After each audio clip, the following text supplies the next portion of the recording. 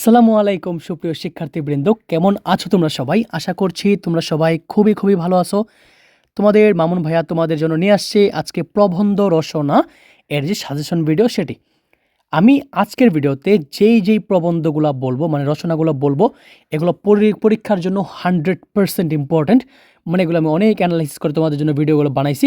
তো এই ভিডিওগুলো বানাতে আসলে অনেকটা কষ্ট হয়। প্লিজ তোমরা ভিডিওগুলো বন্ধুদের মধ্যে শেয়ার করে দিবা এবং তোমরা কেউ ভিডিওতে একদম নতুন হয়ে থাকো আমাদের চ্যানেলে প্লিজ সাবস্ক্রাইব করে দিবা।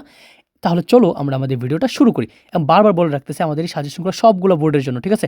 সকল বোর্ডের জন্য ইম্পর্ট্যান্ট। তো তোমরা কেউ ভাবেও না যে এগুলো আসলে কোনোটা স্পেসিফিক কোনো একটা বোর্ডের জন্য। ওকে, তাহলে চলো আমরা শুরু করি। দেখো, প্রথমত আমি স্টার আকার দিলাম এগুলো সবগুলো, কারণ সবগুলো ইম্পর্ট্যান্ট, ঠিক আছে? দেখো, প্রথমত আমাদের জন্য যেটা ইম্পর্ট্যান্ট সেটা সবাই জানো, সেটা মানব কল্যাণে বিজ্ঞান। এই জিনিসটা অনেকবার পরীক্ষায় আসছে এবং এটা পরীক্ষায় আবারও আসবে, ঠিক আছে? তারপর অধ্যাবসায়, এটাও কিন্তু পরীক্ষার জন্য ভাইয়া খুবই ইম্পর্টেন্ট, মানে সুপার ইম্পর্টেন্ট, ঠিক আছে? আচ্ছা, তারপর আছে স্বদেশ প্রেম। কি আছে? স্বদেশ প্রেম। তোমরা খাতা কলম নিয়ে বসো, আমি যেগুলো এখানে আমি বলে দিচ্ছি তোমাদেরকে সেগুলো তোমরা প্লিজ খাতায় লিখে ফেলো এখনই, ঠিক আছে? পর লেখা আছে পরিবেশ দূষণ ও তার প্রতিকার। পরিবেশ দূষণ হয়, তার প্রতিকারগুলো নিয়ে কীভাবে এটা রচনা লিখবা সেটা আমরা এখানে পড়বো, ঠিক আছে? বই থেকে। বাংলাদেশের ষড়ঋতু, ভাই এটা পরীক্ষায় আসবে এবার ইনশাল্লাহ, এটা পরীক্ষায় আসবে। এটা একদম কোনোটাই না পড়ো, এটা পড়বা আর এটা পড়বা, এই দুটো পড়লে তোমাদের এনাফ, ঠিক আছে? তা বলে দিচ্ছি, তোমরা এগুলো পরীক্ষার জন্য সুপার ইম্পর্টেন্ট, ঠিক আছে? চলো না পরেরটাই যে, পরেরটা কি আছে? শ্রমের মর্যাদা। ভাই তোমরা যারা রচনা পড়ছো এই পর্যন্ত, যতগুলো পরীক্ষা দিছো, তোমরা জানো এটা কতটা ইম্পর্টেন্ট, মানে প্রত্যেকটা পরীক্ষার জন্য এটা ইম্পর্টেন্ট। আর এইসব ভিডিও কিন্তু নট অনলি আমাদের জন্য শুধুমাত্র এসএসসি পরীক্ষার জন্য, এগুলো আমাদের যত স্কুলের পরীক্ষা আছে সবগুলোর জন্য ইম্পর্টেন্ট, ঠিক আছে? তারপর কৃষিতে বিজ্ঞান। কৃষিতে বিজ্ঞান এটা কিন্তু one of the part of আমাদের মানব কল্যাণে বিজ্ঞান, ওইটার একটা পার্ট, ঠিক আছে? তো এটা পরীক্ষায় আলাদাভাবে আসতে পারে, তো আমাদেরকে পড়ে নিতে হবে, ঠিক আছে? তারপর সমাজ কল্যাণে ছাত্র সমাজ, এটাও ইম্পর্টেন্ট। সমাজ কল্যাণে ছাত্র সমাজ, এটা পরীক্ষার জন্য আমাদেরকে পড়তে হবে, ঠিক আছে? আচ্ছা, তারপরে কি আছে? তারপর আছে কম্পিউটার। এটা অনেকটা বোর্ডে দেখলাম এটা আসছে, তো আমাদেরকে এটা মুখস্থ রাখতে হবে, ঠিক আছে? আচ্ছা, তোমাদেরকে একটা কথা বলি, তোমরা কি রচনা মুখস্থ করো? যদি উত্তর হয় তার আমাকে কমেন্টে বলবা যে আমরা মুখস্থ করি। তোমাদেরকে আমি বলে দিই, প্লিজ তোমরা রচনা মুখস্থ করবা না।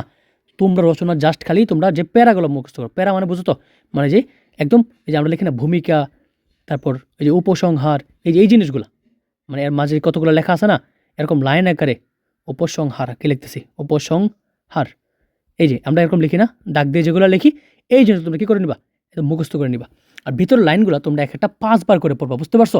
এখন আমরা মোটামুটি একটু ম্যাচিওর, আমরা একটু মোটামুটি একটা ভালো একটা এজে আছি, তো আমরা এখন মুখস্থ করবো না, আমরা স্মার্টলি অ্যান্সার করবো, ঠিক আছে? আমি পরীক্ষায় দেখেছি বাংলা দ্বিতীয় পত্রে আমি সবসময় ভালো মার্ক পাইতাম, কিন্তু আমি কখনো মুখস্থ করতাম না, ঠিক আছে? যারা মুখস্থ করতে দেখতাম তারা আমার চেয়েও কম পাইতো। তোমরা কী কাজ করবো? তোমরা জাস্ট প্যারাগুলো মুখস্থ করে নিবা, ঠিক আছে? প্যারাগুলো মুখস্থ করে তোমরা কী করবা? তো নিজের মতো বানাই লিখবা, বুঝতে পারছো আমার কথা? ইনশাআল্লাহ, তাহলে তোমরা ভালো মার্ক পাবো পরীক্ষায়, ঠিক আছে? আচ্ছা, লেখা আছে তারপর আছে যেটা মাদকাসক্তির অপকারিতা ও তার প্রতিকার, ঠিক আছে? তারপর জাতি গঠনে নারী সমাজের ভূমিকা। কি বলছি? জাতি গঠনে নারী সমাজের ভূমিকা, এটাও পরীক্ষার জন্য ইম্পর্টেন্ট। তোমার জীবনের লক্ষ্য। আচ্ছা, আমাদের সবার জীবনের লক্ষ্যটা কি? আমরা অবশ্যই কমেন্টে জানাই যাব যে আমাদের লক্ষ্যটা কি অ্যাকচুয়ালি, ঠিক আছে? তো আমরা বুঝতে পারলাম যে কোন জিনিসগুলো পরীক্ষার জন্য ইম্পর্টেন্ট।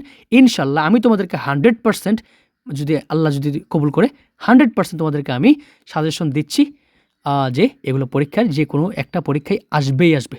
প্রত্যেকটা বোর্ড চ্যালেঞ্জ, ঠিক আছে? প্রত্যেকটা বোর্ডে এটা আমি চ্যালেঞ্জ আকারে দিচ্ছি যে তোমরা এগুলো কমেন্ট পাবা, এখান থেকেই তোমরা কমেন্ট পাবা ইনশাল্লাহ, ঠিক আছে? তাহলে তোমাদেরকে আমি আরেকটা কথা বলতে চাই, যদি তোমাদের চ্যানেলে নতুন হয়ে থাকো দেন মাস্ট বি সাবস্ক্রাইব করতে হবে।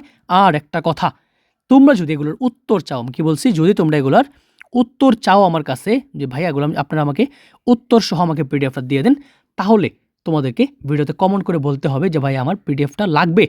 তাহলে কেবল আমি তোমাদেরকে এগুলো উত্তর সহ একদম, মানে কীভাবে সহজে, খুব সহজে তোমরা কীভাবে এগুলো পরীক্ষায় লিখতে পারবা সেই সিস্টেম সহ আমি তোমাকে একদম পরীক্ষায় কীভাবে আনসার করা লাগবে, রেডি টু আনসার তোমাদেরকে আমি দিয়ে দিব, ঠিক আছে?